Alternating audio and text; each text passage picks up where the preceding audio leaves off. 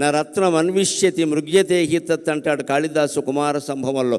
రత్నాన్ని వెతుక్కుంటూ జనం వస్తారు, కానీ జనాన్ని వెతుక్కుంటూ రత్నం వెళ్ళదండి. సినీ రంగంలో నటరత్నాన్ని వెతుక్కుంటూ సినిమాలు వచ్చాయి, సినిమాలను ఆయన వెతుక్కుంటూ వెళ్ళలేదు.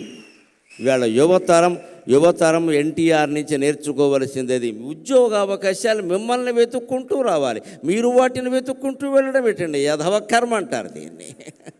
నీ దగ్గర ప్రతిభ ఉంటే నీ దగ్గరికి ఉద్యోగం వస్తుంది ఖచ్చితంగా. ఇప్పటికీ మీరు ఇండియన్ ఎక్స్ప్రెస్ పేపర్ చూస్తే బుధవారం నాడు ప్రత్యేక ప్రకటనలు ఉంటాయి, మామూలు ఉండవు.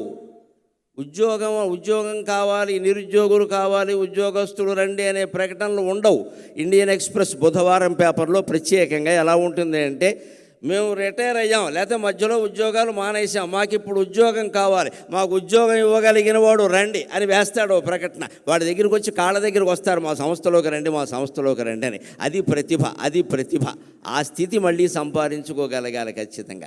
మాకు ఉద్యోగం కావాలి, ఇవ్వగలిగిన వాడు రండి, మా ప్రొఫైల్ ఇది, నేను ఇంత జీతంతో ఉన్నా, ఇప్పుడు ఎందుకో బయట తిరుగుతున్నా, నాకు కావాలంటే వస్తారు, మీరు మాకు కావాలని. అటువంటి ప్రతిభను యువతరం సంపాదించుకోవాలంటే ఎన్టీఆర్ లాగా దైవభక్తి ఉండాలి, దేశభక్తి ఉండాలి, భాషానురక్తి ఉండాలి, అన్నిటికీ మించి రసస్ఫూర్తి ఉండాలి. అది మనం ఎన్టీఆర్ నుంచి నేర్చుకోవాలి ఖచ్చితంగా.